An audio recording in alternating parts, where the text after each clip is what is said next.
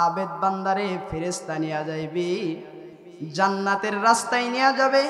জান্নাতের রাস্তায় থেকে একটু ক্রস কইরা জাহান্নামের রাস্তায় নিয়ে শুধু দৃশ্যটা দেখাইবে। জাহান্নামের দৃশ্য দেখার সাথে সাথে আবেদ বান্দার এত পানির তৃষ্ণা লেগে যাবে, আবেদ হাসরের ময়দানে পানি পানি বইলা চিৎকার মারতে থাকবে, কোথায় পানি, কোথায় পানি, পানি। এত জোরে জোরে চিৎকার মারবে বাবা, হাসরের ময়দানে কোথাও পানি পাওয়া যাবে না। হাসরের ময়দানে টাকা পয়সা কাজে আসবে না। হাসরের ময়দানে অর্থ সম্পদ কাজে আসবে না। হাসরের ময়দানে আপনার কিন্তু সম্মানও কাজে আসবে না, ধন সম্পদ কাজে আসবে না। আবেদ আল্লাহর বান্দা পানি পানি পানি পানি বইলা চিৎকার মারবে, কিন্তু কোথাও পানি পাইবে না, পাইবে না। আবেদ হাসরের ময়দানে ছটফট করতে থাকবে আর চিৎকার মারতে থাকবে, কোথায় পানি পাবো, কোথায় পানি পাবো। এমন সময় মালিকের পক্ষ থেকে একজন ফেরেশতা এক পেয়ালা পানি হাতের ভিতরে নিয়া ওই আবেদের সামনে দিয়ে চলে যাবে। যাওয়ার সাথে সাথে আবেদের পানির তৃষ্ণা আরো বেশি বেড়ে যাবে, পানির তৃষ্ণা আরো বেশি বেড়ে যাবে। দেখেন না, রমজান মাসে যখন রোজা রাখা যায়, প্রচন্ড গরম লেগে গেলে এত পানির পিপাসা লেগে যায়। কেউ যদি পানি টিউবওয়েল থেকে বের করে অথবা ফ্রিজ থেকে যদি পানি বের করে, মনে হয় পানিটা এখনই খায়া ফেলায়, কিন্তু না, পানি খায় না, মালিকের ভয়ে খায় না। রোজা রেখেছি, দুনিয়ার কোনো মানুষ দেখবে না, খাইলে পুকুরের ভিতরে গোসল করতে যাইয়া গোসল অবস্থায় এক ঢোক পানি খাইলাম, দুনিয়ার কোনো মানুষ দেখবে না, কিন্তু আমার আল্লাহ দেখবে কি দেখবে না বলেন?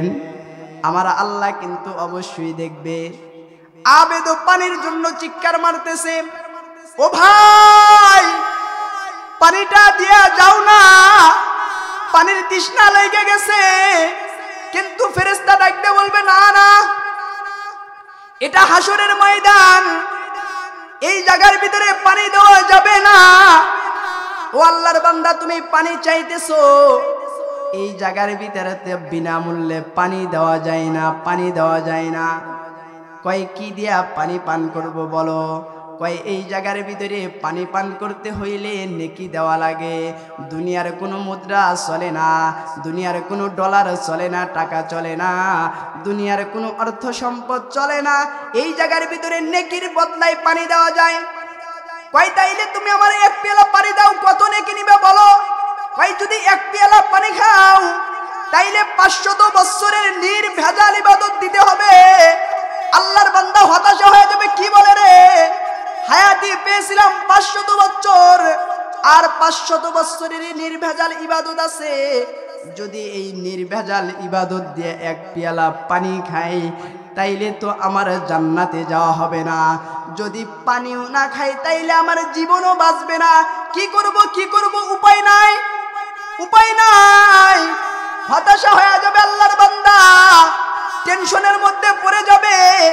এদিকে পানির তৃষ্ণায় অন্তর ফেটে যাইতেছে, পানির তৃষ্ণায় এত লেগে গেছে। আল্লাহর বান্দা ডাক দিয়ে বলবে, ভাই ফেরেশতা, আমি জান্নাতে যাইতে চাই না, আগে আমারে পানি দাও, পানি দাও। আগে জীবনটা বাঁচায়া লই, তারপরে জান্নাতে যাব, মালিকের দয়া নিয়ে জান্নাতে যাব। বলবে তাইলে 500 বছরের ইবাদত দাও। ভাই ধরো 500 বছরের নির্ভেজাল ইবাদত দিলাম।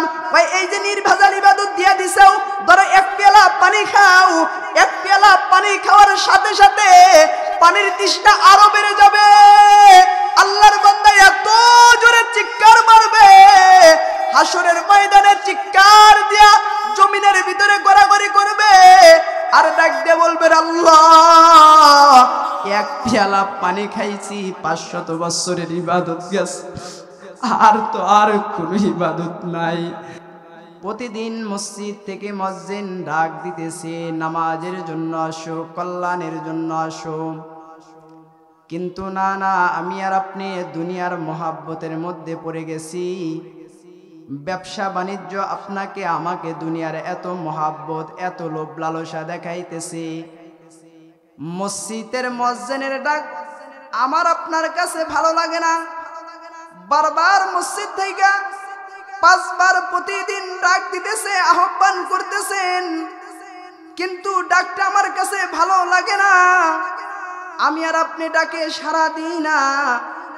আমি আর আপনি তো দুনিয়ার কাজের ভিতরে মহাব্বত লাগাইয়া দিছি, সংসার সন্তান আদির পিছনে মহাব্বত লাগাইয়া দিছি। আমি আর আপনি জমিনের ভিতরে কাজ করতেছি, কিন্তু কাজের ভিতরে কোনো বরকত নাই। ব্যবসা বাণিজ্য করতেছি, ব্যবসার ভিতরে কোনো বরকত নাই। সংসারের ভিতরে রোজগার করার লোক আছে, কিন্তু সংসারে বরকত নাই। আমি লেখাপড়া করি, আমার লেখাপড়ার রেজাল্ট ভালো হয় না। কেন ভালো হইবে, কেন ভালো হইবে? মসজিদ থেকে তোমার মালিক তোমারে ডাকতেছে, তোমার মালিকের ডাকে তুমি সাড়া না দিয়া তুমি তোমার দুনিয়ার কাজকে তুমি বড় মনে করেছো, তোমার ব্যবসাকে তুমি বড় মনে করেছো, তোমার চাকরিকে তুমি বড় মনে করেছো, তোমার সংসারটাকে তুমি বড় মনে করেছো। সব কিছু তোমার কাছে বড় হইতে পারে, কিন্তু মালিকের ডাকের চাইতে দুনিয়াতে আর কিছু বড় নাই। মালিকের ডাকের চাইতে দুনিয়াতে কিছুই বড় নাই। প্রতিদিন 5 বার মসজিদ থেকে মুয়াজ্জিন তোমাকে আহ্বান করতেছে।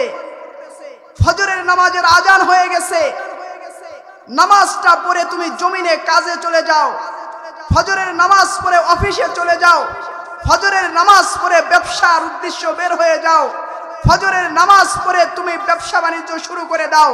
তোমার ব্যবসার ভিতরে বরকত হবে, তোমার ব্যবসার ভিতরে বরকত হবে, জমিনের কাজের ভিতরে বরকত হবে, সন্তানাদি পরিবারের ভিতরে তোমার বরকত এসে যাবে। লেখাপড়া করো, ফজরের নামাজ পড়ে কলেজে গেছো, স্কুলে গেছো, তোমার জেহেন শক্তি মালিক কুদরতি ভাবে খুলে দিবে। কিন্তু আমি আর আপনি এটাকে প্রাধান্য দিই না, প্রাধান্য দিই না। কোন দিন দিবেন বাপ? কোন দিন বুঝে আসবে? কোন দিন বুঝে আসবে? যদি আপনি এখন দুনিয়ার থেকে চলে যান, দুনিয়ার থেকে এখন চলে যাবেন, আপনার এখন মৃত্যু হবে, সকাল 10টায় জানাজা, আপনার পকেটের টাকা দিয়ে কাফনের কাপড় কিনবে। আপনার ভাই বেরাদার বন্ধু বান্ধব আত্মীয় স্বজন কেউ বলবে না একটা দিন একে দুনিয়াতে রাখো, একদিন পরে তাকে কবরে রেখে আসো, কেউ বলবে না। তাকায় দেখেন কত মানুষ চোখের সামনে বিদায় নিয়ে চলে গেল, একজন মানুষও তো আর ফিরে আসলো না। কত ধন সম্পদ টাকা পয়সা রেখে কবরে চলে গেল, একজন মানুষ এখন পর্যন্ত দুনিয়াতে আসলো না। কত মানুষ অর্থ সম্পদ জমি জমা রেখে কবরে চলে গেল, একজন মানুষও তো দুনিয়াতে ফিরে আসলো না। আপনাকে তো ডাক দিল না, সম্পদের হিসাব নিল না। বাপ, দুনিয়ার থেকে সবারই যেতে হবে, কেউ দুনিয়াতে থাকবেন না। সবাইকে কবরের যাত্রী হতে হবে, সবাইকে কবরের বাসিন্দা হতে হবে। কিন্তু একটু চিন্তা করে দেখেন না, আপনি কবরে কি নিয়ে যাবেন? আপনি কি কবরে নিয়ে যাবেন? দুনিয়াতে আপনি কেমন সন্তান আদি রেখে যাবেন? আল্লাহর রাসূল বলেন, যখন কোনো মানুষ দুনিয়ার থেকে বিদায় নিয়ে চলে যায়, তার সব আমলের দরজা বন্ধ হয়ে যায়, কিন্তু 3টা আমল তার জারি থাকে। তার ভিতরে 1 নম্বর হলো সাদগায়ে জারিয়া। দান সদকা করেছেন। যেমন আজকে এই যে মসজিদের মাহফিল, মান বানা লিল্লাহি মাসজিদান বানাল্লাহু লাহু বাইতান ফিল জান্নাহ।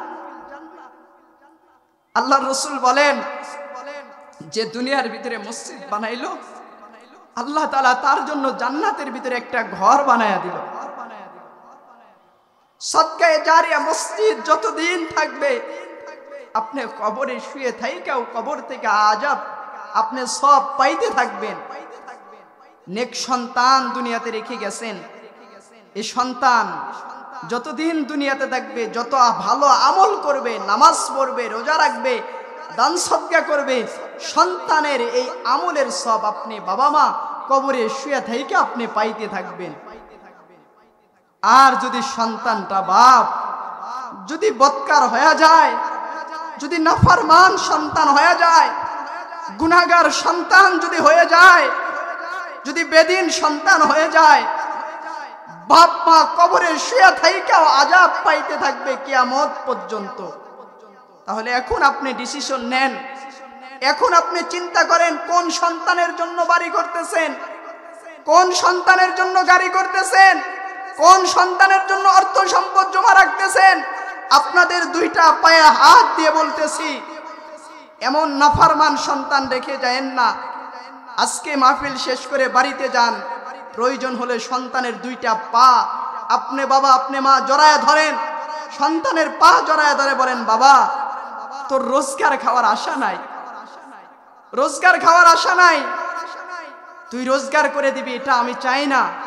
বাপ আজ ফজরের থেকে তুই নামাজ ধর, আজকে ফজরের থেকে তুই নামাজ পড়, তোর থেকে একটা পয়সাও আমি চাই না, তোর কোনো রোজগার করা লাগবে না, তোর কাম কাজ করা লাগবে না, যতদিন আমি বাবা জীবিত আছি তোকে রোজগার করে খাওয়াবো, কিন্তু তুই 5 ওয়াক্ত নামাজ আল্লাহর হুকুম তুই 1 ওয়াক্তও কাজা করিস না।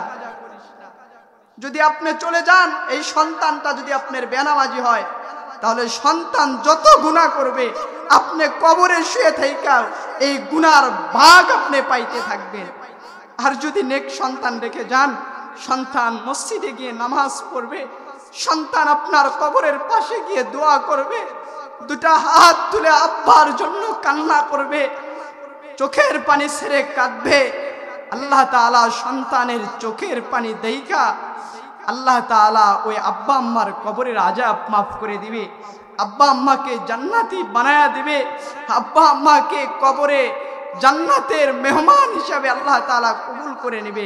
বাপ এই জন্য আমি আপনাদের কাছে জীবনে অনেক শুনেছেন, বয়ান অনেক শুনেছেন, আপনাদের কাছে একটা জিনিস আজকে আপনাদের থেকে চাই, টাকা চাইবো না, পয়সা চাবো না, বাড়িতে যা আপনারা এই আমলটা আজ থেকে শুরু করে দেন। সন্তান স্ত্রী মেয়ে নামাজ পড়ে না, তাদেরকে হাতে পায়ে ধরে হলেও নামাজটা পড়ান, এটা আপনার জন্য লাভ। হাসরের মাঠে সর্বপ্রথম আল্লাহ তাআলা নামাজের হিসাব নিবে। আল্লাহ তাআলা বলবে না, বান্দা হজ করেছিলা, যাকাত দিয়েছিলা, দান সদকা করেছিলা, রোজা রেখেছিলা, বান্দা গরিবকে খানা খাইতে দিয়েছিলা, মসজিদ মাদ্রাসা দান করেছিলা, এটার হিসাব আল্লাহ তাআলা নিবে না। সর্বপ্রথম আউয়ালু মা ইউহাসাবু বিহি আবদি ইয়াউমাল কিয়ামাতিস সালাহ, সর্বপ্রথম কিয়ামতের ময়দানে, হাসরের ময়দানে আল্লাহ তাআলা নামাজের হিসাব নেবে। বান্দা নামাজ পড়ছস নাকি? যদি বান্দা নামাজ পড়ে থাকোস সব তোর ঠিক আছে, নামাজ নাই, হজ নাই, নামাজ নাই, যাকাত নাই, নামাজ নাই, দান সদকা নাই, নামাজ নাই, রোজা নাই, নামাজ নাই, সংসার নাই, নামাজ নাই, আপনার কোনো ইবাদতই আল্লাহর দরবারে কবুল হবে না, কোনো ইবাদতই আল্লাহর দরবারে কবুল হবে না। নামাজ আছে তে আপনার সব ঠিক আছে। যখন আপনি নামাজটা পড়ে যাইতে পারবেন আল্লাহর দরবারে, নামাজ নিয়ে আপনি যখন দাঁড়ায় যাবেন, তখন আপনার সব আমলগুলো আল্লাহর দরবারে হাজির হইতে থাকবে, হাজির হইতে থাকবে। আর নামাজ ছাড়া কবরে যাবেন তে আপনার কবরটা জাহান্নামের গর্ত হয়ে যাবে। আল্লাহর রাসূল বলেন, জাহান্নামটা এমন জিনিস, হাদিসের ভিতরে আছেন মালিক ফেরেশতা, যে ফেরেশতার অধীনে জাহান্নামের লক্ষ লক্ষ ফেরেশতায় মালিক ফেরেশতার অধীনে থাকবেন। হাসরের ময়দানে জাহান্নামীদেরকে জাহান্নাম ধরার জন্য এমন ভাবে আসতে থাকবে, জাহান্নাম এমন ভাবে আসবে, ৭০,০০০ ফেরেশতা জাহান্নামকে শিকল লাগাইয়া এক একটা করে শিকলের সাথে ৭০,০০০ করে ফেরেশতা থাকবে, তবুও জাহান্নামকে ধরে রাখতে পারবে না, জাহান্নামকে ধরে রাখতে পারবে না। হাসরের ময়দানে কান্নার রোল পড়ে যাবে। হযরতে জিবরাইল আমিন আল্লাহ পাকের আরশ আজিমের ডান পাশে বসে ডাক দিবেন, আল্লাহ আজকে জাহান্নামকে ঠেকান। যদি জাহান্নামকে আপনি না থামান তাহলে হাসরের ময়দান তছনছ করে দিবে, জান্নাতীদের পর্যন্ত গাছ করে ফেলবে, জান্নাতীদের পর্যন্ত আগুনের ভিতরে নিয়ে নেবে, জান্নাতীরা পর্যন্ত চিৎকার মারবে। মালিক ফেরেশতা আল্লাহর কুদরতি পায়ে সেজদায় পড়ে যাবে, ডাক দিয়ে বলবে, আল্লাহ জাহান্নামকে ঠেকাইতে পারতেছি না, জাহান্নামকে ধরে রাখতে পারতেছি না। ওগো মালিক, আল্লাহ আপনি জাহান্নামকে ধরেন, জাহান্নামকে ব্রেক করে দেন। আল্লাহ পাক রব্বুল আলামিন ওই সময় এক ফোঁটা পানি জাহান্নামের দিকে নিক্ষেপ করবে, করার সাথে সাথে দ্রুত বেগিতে জাহান্নাম পিছনের দিকে যাইতে থাকবে। মালিক ফেরেশতা আল্লাহকে ডাক দিয়ে বলবেন, আল্লাহ এইটা কোন সাগরের পানি আপনি মারছেন? এইটা কি হাউজে কাউসারের পানি আপনি জাহান্নামের ভিতরে নিক্ষেপ করছেন, নাকি আবে হায়াতের পানি আপনি জাহান্নামে নিক্ষেপ করছেন, নাকি আপনার রহমতের পানি আপনি জাহান্নামে নিক্ষেপ করে দিছেন? আল্লাহ তাআলা ডাক দিয়ে বলবেন, না রে ফেরেশতারা, না, এইটা জমজম কূপের পানি না, কোনো সাগরের পানি না। ও ফেরেশতারা, এইটা আমার রহমতেরও পানি না। এই এক ফোঁটা পানি কোন পানি তোমরা কি জানো? ওই যে ঘোরাচড়া পশ্চিম পাড়া জামি মসজিদের মাহফিলে আমার কিছু সংখ্যক পাগল বান্দারা, চুল পাকা দাড়ি পাকা মুরব্বী শ্রেণীর লোকেরা, যুবক বান্দারা, তারা আরামের ঘুমটা হারাম কইরা দিয়া প্রচণ্ড শীতকে অপেক্ষা কইরা মাহফিলের ভিতরে বৈশা জান্নাত আর জাহান্নামের বয়ান শুই না, চোখ দিয়ে এক ফোঁটা মাছির চোখের মতন পানি পইরা গেছে। বান্দা পানিটা টিস্যু দিয়া মুইসা ফেলাইছে, বান্দা পানিটা রুমাল দিয়া মুইসা ফেলাইছে, হাতের ভিতরে নিয়ে বান্দা পানিটা মুইসা ফেলাইছে।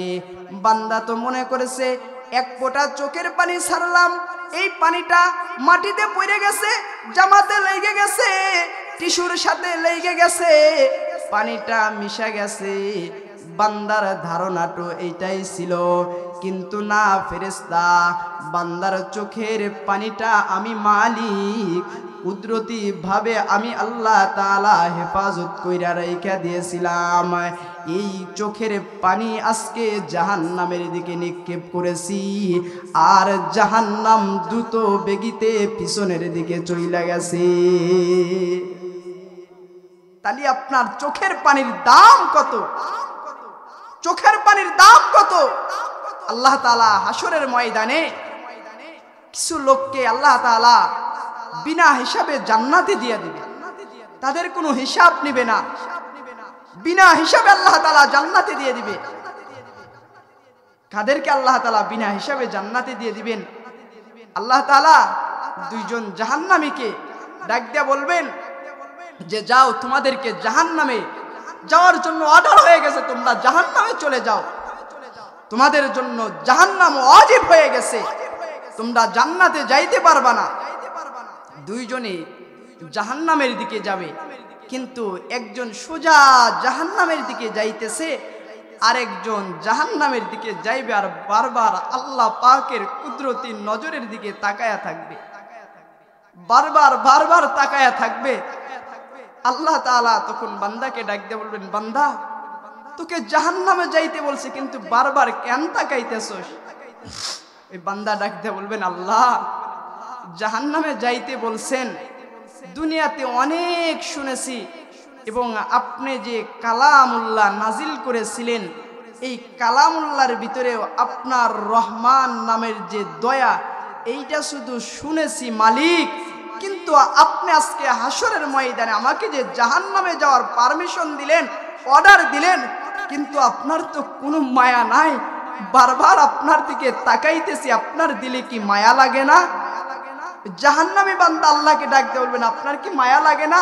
আপনি না বলেছেন লা তাখনাতু মির রাহমাতিল্লাহ, আল্লাহ যত গুনাহ করো না কেন, যত নাফরমানি করো না কেন, বান্দা নিরাশ হয়ো না, আমার রহমত থেকে দূরে সরে যাও না, বান্দা আমার কাছে মাফ চাও, আমি আল্লাহ তাআলা তোমার জিন্দেগীর গুনাহ মাফ করে দিব, তোমার জিন্দেগীর গুনাহ মাফ করে দিব। কিন্তু আমি আর আপনি গুনাহ করেছি, অপরাধ করেছি, মানুষের কাছে নত শিকার হতে পারি, মানুষের কাছে নত হই, কিন্তু মালিকের কুদরতি পায়ে সেজদা দিয়ে একবারও নত হই না, ক্ষমা চাই না। বিনয়ের সাথে আপনি গুনাহ করেছেন, নাফরমান, আপনি গুনাহগার, আমি নিজে গুনাহগার। আমি যদি মালিকের কাছে কই আল্লাহর চাইতে বড় দয়াবান এই পৃথিবীতে আর কেউ নাই। মা বাবাকে বলেন, মা বাবা তো অনেক সময় স্বার্থর লোভে সন্তানকেও অস্বীকার করে, করে কি করে না? বলেন করে কি করে না? অনেক সময় যদি সন্তান খারাপ হয়ে যায়, দুষ্ট হয়ে যায়, সন্তানের উপরে তিক্ত হয়ে মা বাবা সন্তানকে অস্বীকার করে না? আপনারা কথা বলতেছেন না, কষ্ট হইতেছে? করে। আল্লাহ পাক রব্বুল আলামিন বলেন, তোমার মা বাবার চাইতেও বেশি দয়ালু আমি মালিক। বান্দা গুনাহ করছস, একবার নত হ, ওয়ারকাউ ওয়াসজুদু ওয়া'বুদু, আমি রবের কুদরতি পায়ে সিজদা দে, রুকু করো, আমি রবের কুদরতি পায়ে সিজদা দাও, আমি রবের কাছে মাপ চাও, ক্ষমা চাও। বান্দা তোদের तमाम জিন্দেগীর গুনাহ আমি আল্লাহ তাআলা মাফ করে দেব, মাফ করে দিব। কিন্তু আমি আর আপনি মাপ চাইতে পারি না, লজ্জা করে, শরম করে না। বাপ, লজ্জা শরম নাই। একা একা যান, মাগরিবের নামাজ পড়ে সবাই বের হয়ে গেছে, জোহরের নামাজ পড়ে সবাই বের হয়ে গেছে, আপনি একা সিজদায় পড়ে যান, আল্লাহ আমি গুনাহ করেছি, নফসের ধোঁকায় পড়ে গুনাহ করেছি, আল্লাহ আমি অপরাধ করেছি, ওগো আল্লাহ আমার গুনার কথা পৃথিবীর কোনো মানুষ জানে না, আপনি জানেন। আল্লাহ আমি কত গুনাহ করেছি, কত নাফরমানি করেছি, ওগো আল্লাহ আপনি যদি মাফ না করিয়া দেন কেউ মাফ করে দিবে না, আপনি যদি মাফ করে দেন কেউ আপনার কাছে কৈফিয়ত নিয়েও যাইবে না। এরকম ভাবে বিনয়ের সাথে মালিকের কাছে বলেন, আল্লাহ তাআলা আপনার জিন্দেগীর গুনাহ মাফ করে দিবে, জিন্দেগীর গুনাহ আল্লাহ মাফ করে দিবে। ওই বান্দা হাসরের ময়দানে আল্লাহকে ডাকতে বলবেন, আল্লাহ আপনি না বলেছেন আপনার নাম রহমান, আপনার নাম রহিম, আপনার নাম সাত্তার, আল্লাহ আপনার কি একটু মায়া লাগে না? আমারে আপনি জাহান্নামে ফালাইয়া দিবেন, আমি জাহান্নামের আগুনের ভিতরে জ্বলবো, আপনার কি কষ্ট লাগবে না? আপনার কি মায়া লাগবে না? আল্লাহ আপনি না আদর কইরা বান্দাটারে বানাইছেন, আপনি যদি জাহান্নামে দেন আপনার বান্দায় জাহান্নামে জ্বলবে, আপনি যদি জান্নাত দিয়া দেন আপনার বান্দায় জান্নাতে যাবে, আপনার তো লাভও নাই লসও নাই। আল্লাহ আপনার বান্দাটার উপরে কি একটু আপনি রহম করতে পারেন না? আল্লাহ পাক রব্বুল আলামিন ডাক দিয়ে বলবেন, বান্দা যেহেতু তুই আমার রহমান নামের উসিলা, আমার রহমান নামের কসম দিয়েছস, বান্দা আমার রহমান নামের উসিলা তালাশ করেছস, আল্লাহ তাআলা হাসরের ময়দানে কেউ যদি বলেন বাবা আমল দেয়া জান্নাতে যাব, আমল দেয়া জান্নাতে যাইতে পারবেন না। যত বড় মুফতি মুহাদ্দিস হন না কেন, তাহাজ্জুদ গুজার হন না কেন, যত বড় ওয়াইজিন হন না কেন, যদি বলেন হুজুর আমি আমল কইরা আমি নিজেই জান্নাতে চইলা যাব, না না, কেউ আমল কইরা জান্নাতে যাইতে পারবেন না। যদি আল্লাহ পাক রব্বুল আলামিন যদি রহম না করে, যদি দয়া না করে, কেউ জান্নাতে যাইতে পারবেন না। হাদিসের ভিতরে আছেন পয়গম্বর আলাইহিস সালাতু ওয়াস সালাম সাহাবীদের মধ্যে বয়ান করতেছেন বনি ইসরাইল জামানার ঘটনা।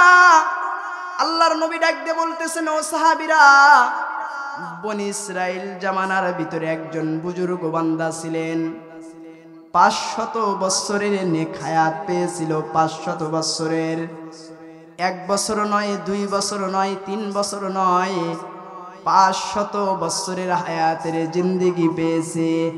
আল্লাহর বান্দা 500 বছরের হায়াতের জিন্দেগি পাওয়ার পরে এই আল্লাহর বান্দা কোনোদিন নাফরমানি করে নাই, কোনোদিন গুনার কাজ করে নাই, কোনোদিন মালিকের ইবাদত ছাড়ে নাই, কোনোদিন তাহাজ্জুদ ছাড়ে নাই, রোজা ছাড়ে নাই। আল্লাহর বান্দা পাহাড়ের চূড়ার উপরে দাঁড়ায়া দাঁড়ায়া, প্রচন্ড শীতের ভিতরে দাঁড়ায়া দাঁড়ায়া, জঙ্গলের ভিতরে বৈশা বৈশা মালিকের জিকির করত, তাহাজ্জুদের ভিতরে সারাটা রাত কাটায়া দিত।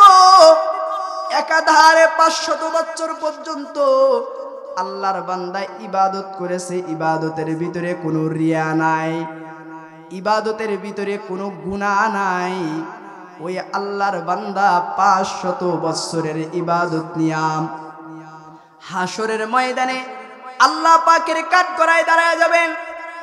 আল্লাহ তাআলা ওই আবেদ বান্দাকে ডাকতে বলবেন, এই আবেদ, তোমার তো 500 বছরের ইবাদত আছে, আবেদ তোমার কি আমল দিয়ে কি তুমি জান্নাতে যাইতে চাও?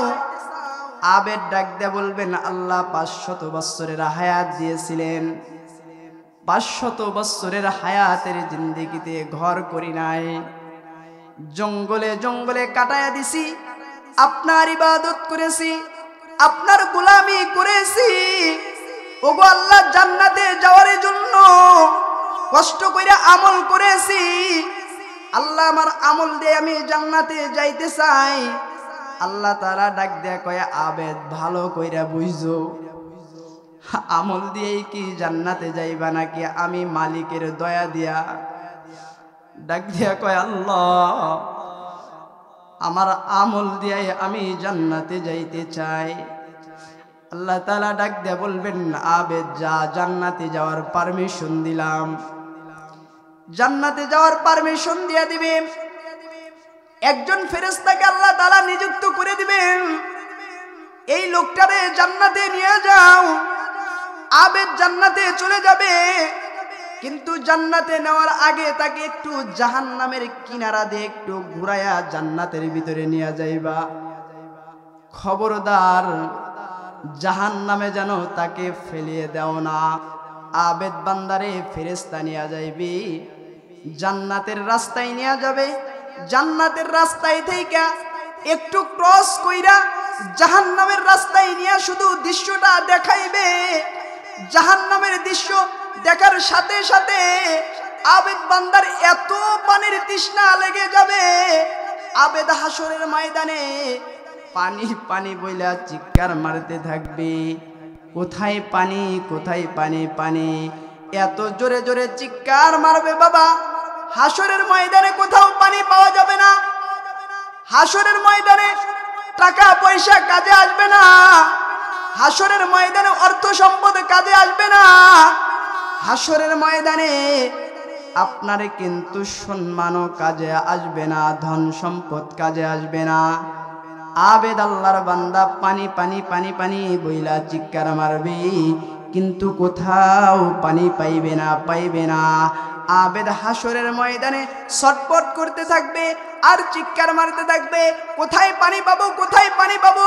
এমন সময় মালিকের পক্ষ থেকে একজন ফেরেশতা এক পেয়ালা পানি হাতের ভিতরে নিয়া ওই আবেদের সামনে দিয়ে চলে যাবে।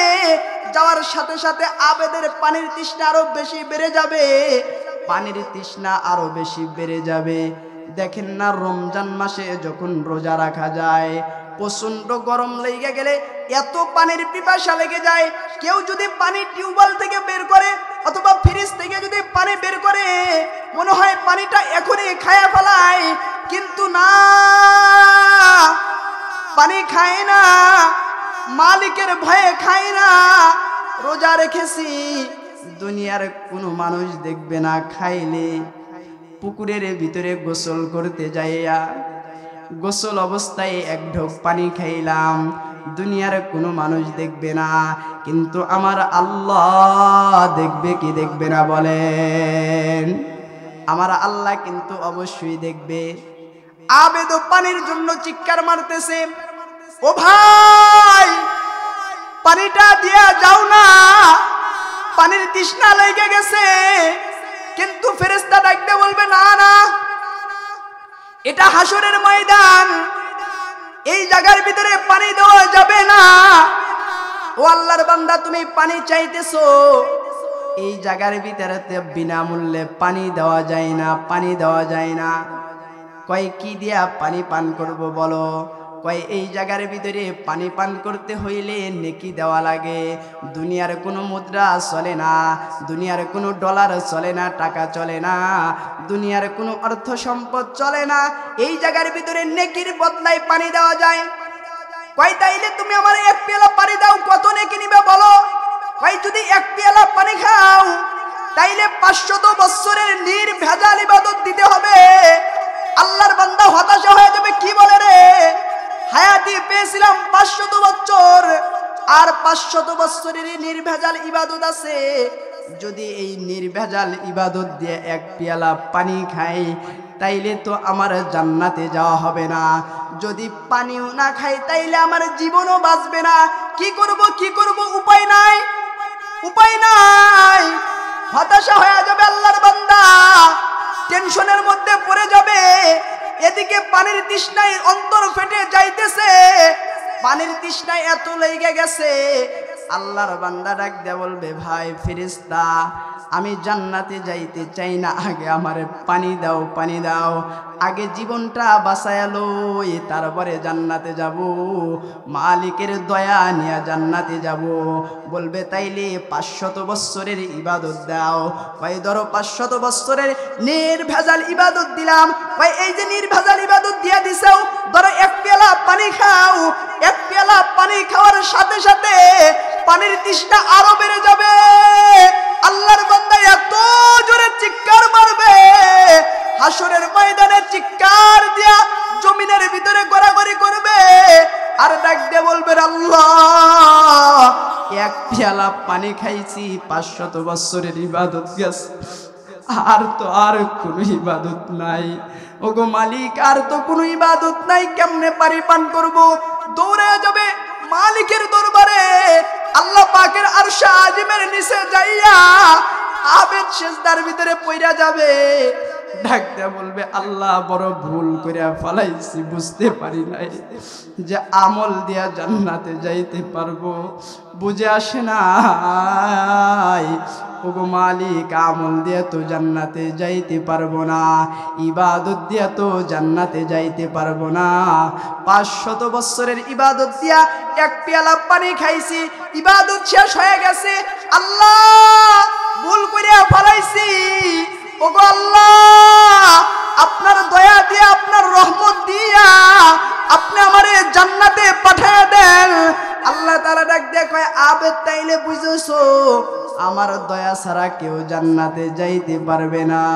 আল্লাহর রাসূল সাহাবীদেরকে বুঝায়, সাহাবীরা আমল করতেছো, আমল কইরা ফকর কইরো না।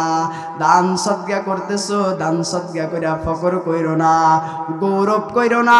অর্থ সম্পদ আল্লাহর রাস্তায় ব্যয় করতেছো, সন্তান দ্বারা আলেম বানাইছো, তুমি হজ করছো, মানুষ তোমারে হাজী বলে, তুমি তাহাজ্জুদ পড়ো, তাহাজ্জুদ পইরা পইরা কপালের ভিতরে দাগ লাগাইয়া দিছো, বড় বড় জুব্বা পইরা ঘোরো, মানুষের সামনে তুমি দরবেশ সেই জায়গাছো, লোকে তোমারে পীর সাহেব বইলা বইলা দুনিয়ার ভিতরে সম্মান করতেছে, ইজ্জত করতেছে। এগুলো যদি দুনিয়ার মানুষকে দেখানোর জন্য হয় তাইলে তোমার নামাজ রোজা হজ যাকাত কিছুই কাজে আসবে না। ও সাহাবায়ে কেরাম, আল্লাহর রাসূল ডাক দিয়ে কয়, সাহাবায়ে কেরাম শোনো শোনো, যদি জান্নাতে যাইতে হয় মালিকের দয়া দিয়া জান্নাতে যাইতে হবে। মালিকের দয়া ছাড়া কেউ জান্নাতে যাইতে পারবা না। মালিক যদি রহম না করে, দয়া না করে, তাইলে তোমরা কেউ জান্নাতে যাইতে পারবা না, কেউ জান্নাতে যাইতে পারবে না। বলতে পারেন আপনারা, অনেক সময় তো অনেক মানুষই বলে ফেলায় যে হুজুর, আমি যদি এই মসজিদের সাথে জড়িত না থাকলাম, এমনকি আমি যদি মাদ্রাসার সাথে জড়িত না থাকলাম, এই মাদ্রাসা এতদিন ধ্বংস হয়ে যাইতো, এই মসজিদ এতদিন অধপতন হয়ে যাইতো না। এটা সম্পূর্ণ মিথ্যা কথা, বাউদা কথা। এটা নিজের নফসের উপরে জুলুম করতেছেন, নিজেকে ধোঁকাবাজি বলে প্রমাণ করতেছেন। আপনি না থাকলে দুনিয়া চলবে না, আপনি মারা গেলে মসজিদ চলে না, বলেন চলে না? আপনি মাদ্রাসার সভাপতি আছিলেন, আপনি মারা গেছেন, মাদ্রাসা চলতেছে না। আপনি মেম্বার ছিলেন, আপনি মারা গেছেন, আরেকজন প্রতিনিধি আসে নাই। যদি এটাই হইতো, পয়গম্বর সুলাইমান আলাইহিস সালাতু ওয়াস সালাম আল্লাহর নবী ছিলেন না?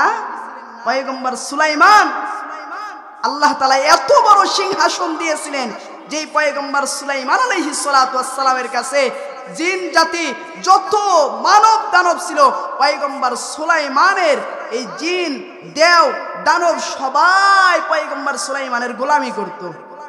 যদি পয়গম্বর সুলাইমান কইতো, এই জিন জাতি আজকে আমাকে এখান থেকে অমুক রাস্তায় নিয়ে যাও, অথবা ওই জিনিসটা ওই রাজ্য থেকে এই জায়গায় এনে দাও, বলতে দেরি হতো, তাদের আনতে দেরি হইতো না। সেই পয়গম্বর সুলাইমান আলাইহিস সালাতু ওয়াস সালাম মসজিদ নির্মাণ করতেছিলেন, এমন সময় মালাকুল মউত আজরাইল আলাইহিস সালাতু ওয়াস সালাম আসছিলেন না?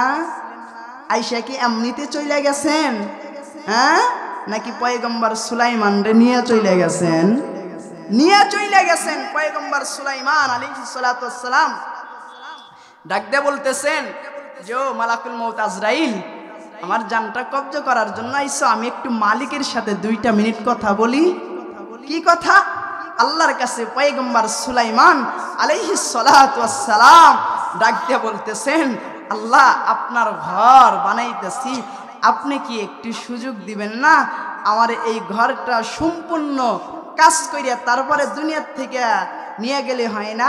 আল্লাহ তাআলা ডাক দিয়ে কয়, সুলাইমান, ঘরের মালিক তুমি না আমি? বলেন ঘরের মালিক কে? হ্যাঁ, এই জমিনের মালিক কে? আসমানের মালিক কে? আপনার আমার হায়াতের মালিক কে? মৌতের মালিক কে? ইজ্জতের মালিক কে? বেজ্জতির মালিক কে? ইজ্জত বেজ্জতি এটা আল্লাহ করতেছে না? করতেছে না? এই চেয়ারে আমি এখন বসা আছি, হতে পারে কিছুক্ষণ পরে এখান থেকে বেজ্জতি হয়ে আমাকে যাইতে হবে। সব কিছু মালিকের হাতে। तमाम पृथ्वीर मालिक हलेन अल्लाह ताला, तमाम पृथ्वीर बादशाह हलेन अल्लाह ताला। तबारकल्लाजी बियादिहिल मुल्क। तमाम पृथ्वीर बादशाह के? आवाज दे बोलेन के? नाकि अन्य केउ आछे? अनेक मानुष क्षमतार दापट देखाइছে, এত কিছু করলো ইসলামের জন্য। আল্লাহ তাআলা ফিরাউনকে ধ্বংস করে নাই কতক্ষণ পর্যন্ত জানেন? ফিরাউন মুসা আলাইহিস সালাতু ওয়াস সালামের উপর এত অত্যাচার করছে, এত জুলুম করছে, কিন্তু ফিরাউনের সাথে যুদ্ধ কইরা পয়গম্বর মুসা আলাইহিস সালাতু ওয়াস সালাম কখনো পারে না। সব সময় ফিরাউনই বিজয় লাভ করতেছে। মুসা আলাইহিস সালাতু ওয়াস সালাম আল্লাহকে ডাক দিয়ে বলতেছেন, ওগো আল্লাহ, আমি তোমার একজন নবী,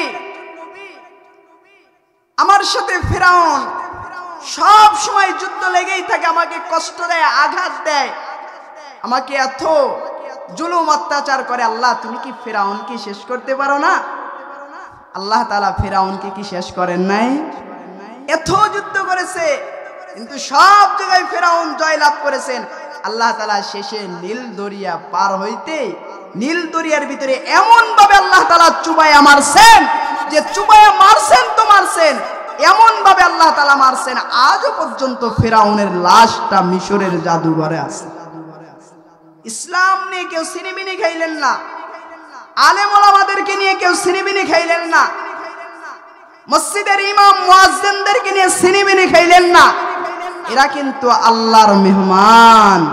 একটা কথা মানুষ মাঝে মধ্যে বলে, কিন্তু এই কথাটা যখন আমি শুনি আমার কাছে অত্যন্ত আনন্দ লাগে, খুশি লাগে। জানেন কেন খুশি লাগে? আমার কেন খুশি লাগে জানেন?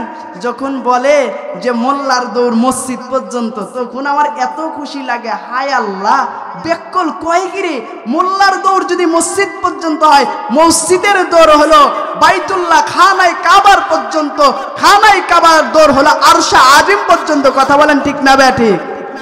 মোল্লা যখন মসজিদে যাবে, মসজিদ থেকে আমার মালিকের সাথে সরাসরি ডাইরেক্ট কথা বলবে, নামাজের সেজদায় যাবে, মালিকের কুদরতি পায়ে সেজদা দিয়া সুবহানা রাব্বিয়াল আলা বলবে, মালিকের সাথে কালেকশন লাগাবে।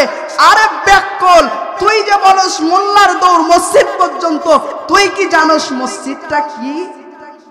তুই কি জানোস এটা কার ঘর?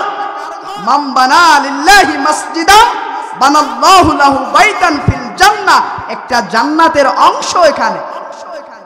যখন মোল্লারা মসজিদে দৌড় পেরে যায়, ওই মসজিদে গিয়েই তো আল্লাহর সাথে কালেকশন লাগায়। যখন কালেকশনটা লাগায়, অভাব দূর হয়ে যায়, বালা মুসিবতে থাকলে বালা মুসিবত দূর হয়ে যায়, ঋণগ্রস্ত থাকলে ঋণ পরিশোধ হয়ে যায়। সব কিছুর মূল চাবিকাঠি হলো নামাজের সেজদার মাধ্যমে যখন কোনো বান্দা আল্লাহর কাছে চায়, আল্লাহ তাআলা সব চাও আল্লাহ তাআলা পূরণ কইরা দেয়।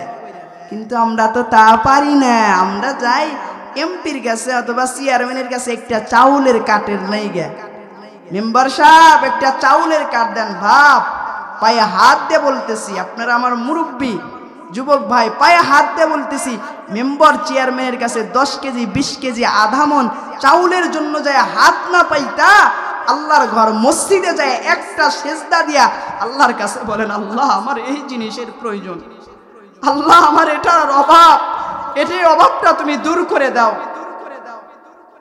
এরকম ভাবে যদি আল্লাহর কাছে বলতে পারেন, দেখেন পরীক্ষিত আপনারা তো ছোট ছোট আমলগুলো ছেড়ে দিয়ে এখন নিজেদের উপরে বড় বড় বিপদগুলো আপনারা টেনে আনছেন। আপনারা সুন্নতের আমলগুলো ছেড়ে দিছেন। সুন্নতের আমল আমরা কোনটা করি? মিষ্টি খাওয়ার পরে মিষ্টি খাওয়া সুন্নত, কিন্তু এই আমলটা আপনারা করতেছেন। কিন্তু আমাদের যুব সমাজ, আমাদের মুরব্বী, আমাদের আলেম সমাজ, আমাদের শিক্ষিত সমাজ, এই সমাজটাকে যে বড় একটা সুন্নত থেকে আমাদেরকে কাফের বেঈমান ইহুদি নাসারারা দূরে রাখছে, এটার দিকে আমরা খেয়াল করি না। সেই সুন্নতটা কি সাধারণ একটা সুন্নত? আল্লাহর রাসূল মেসাক করতেন। এই মেসাকের সুন্নত, মেসাক করলে 70টা ফজিলত। আল্লাহ রাসূল যুদ্ধের ময়দানে গেছেন, কাফেরদের সংখ্যা অনেক বেশি, মুসলমানের সংখ্যা অনেক কম, কিন্তু একজন কাফের আসছেন মুসলমানদের তথ্য নেওয়ার জন্য যে দেখি মুসলমান কি পরিমাণ। কিন্তু সকালবেলা দেখতেছে মুসলমান গাছের ডাল চাবাইয়া দাঁত মাজতেছে। দৌড়ায় গেছে লিডারের কাছে, যায় বলতেছে, লিডার কাদের সাথে যুদ্ধ করবেন? বলে কেন?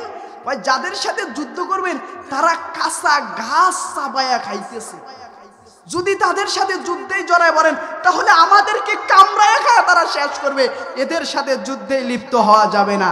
ভাই আমি আপনাদের পায়ে হাত দিয়ে বলি, আলেম সমাজ, শিক্ষিত সমাজ, যুব সমাজ যারাই আসো, তোমাদেরকে বড় একটা সুন্নত থেকে ইহুদি নাসারারা দূরে রাখতেছে, সেটা হলো মিসওয়াকের সুন্নাত।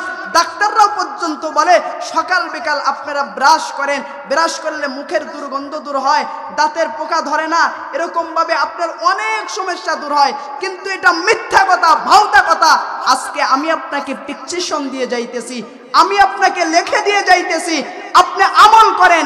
1 সপ্তাহ বেশি না, আজকে বাড়িতে যান, টুথপেস্ট ফালায় দেন, সব ফালায় দিয়ে আজকে আপনি মিসওয়াক করা শুরু করেন। আপনার যদি জবানের ভিতরে, আপনার মুখের ভিতরে যদি কোনো দুর্গন্ধ থাকে 1 সপ্তাহের ভিতরে ক্লিয়ার হয়ে যাবে, দাঁতগুলো টনটনে হয়ে যাবে। আপনারা পেশাব করেন, বিরাজ করেন, আপনাদের দাঁত আর আমাদের দাঁত। যেদিন থেকে আমি এই হাদিস পেয়েছি, আল্লাহি আল্লাহর নামের শপথ করে বললেও ভুল হবে না, আমি সেদিন থেকে মেসাক টুথপেস্ট একদম ছেড়ে দিয়েছি। আমার যদি 3টা জুব্বা থাকে, 3টা জুব্বার পকেটে আমি মেসাক রাখি। এটা বড় একটা ফজিলত। এই সুন্নতের কারণে আল্লাহ তাআলা অনেক বালা মুসিবত থেকে হেফাজত করে, এটা আমি নিজে প্রমাণ। আজকে আপনাদের কাছেও আমি হাতে ধরে কই, পায়ে ধরে কই, কিছু দিয়ে যাইতে পারলাম না, কিছু দিয়ে যাইতে পারলাম না। এখানে আমার যে বাপেরা আছেন, যুবক ভাইরা আছেন, আজ থেকে কি ওয়াদা করতে পারবেন যে জিন্দেগিতে বাকি সময়টুকু যতদিন দুনিয়াতে থাকবো আর বাকি সময়টুকু আমরা ব্রাশ করব না, টুথপেস্ট করব না, টুথপেস্ট ব্যবহার করব না, বাকি জিন্দেগির সময়টা আমরা মেসাক ব্যবহার করে বাকি জিন্দেগিটা কাটায় দেব। এই আমলটা আপনারা করতে পারবেন তো ইনশাআল্লাহ? করতে পারবেন তো ইনশাআল্লাহ? কে কে করতে পারবেন? সৎ জ্ঞানে আগে হাত উঠায়েন না, আমি আপনাদের ওয়াদা করব না, সৎ জ্ঞানে স্ব ইচ্ছায় 1জন নাই, 2জন নাই, 3জন মানুষ আমি চাই যে আজীবন যতদিন দুনিয়াতে বেঁচে থাকবো আমি আর ব্রাশ করব না, আমি শুধু মেসাকই করব। 3জন মানুষ আবেগে হাত উঠায়েন না, ইনশাআল্লাহ 3জনই থাক। এই 3জনে যদি আমল করে, এই 3জনের আমলের বিনিময়ে আমরা এখানে যত মানুষ বসে আছি, যত মানুষ আছি, এরা আমল করবে। এরা আমাদের সামনে হাত তুলেছে, আমি বলেছি আমাকে সম্মান দেওয়ার জন্য নয়, সভাপতি সাহেবকে সম্মান দেওয়ার জন্য নয়, আল্লাহর রাসূলের সুন্নতকে জিন্দা করার জন্য 3জন বান্দাই যদি রাজি হয়ে যায়, খুশি হয়ে যায়, আল্লাহ পাক রব্বুল আলামিন কাল কিয়ামতের ময়দানে এদের উসিলায় এরা যে আমল করেছে, এরা যে সুন্নতটা পালন করেছে, এই উসিলায় আল্লাহ তাআলা আমাদেরকেও মাফ করে দিতে পারে।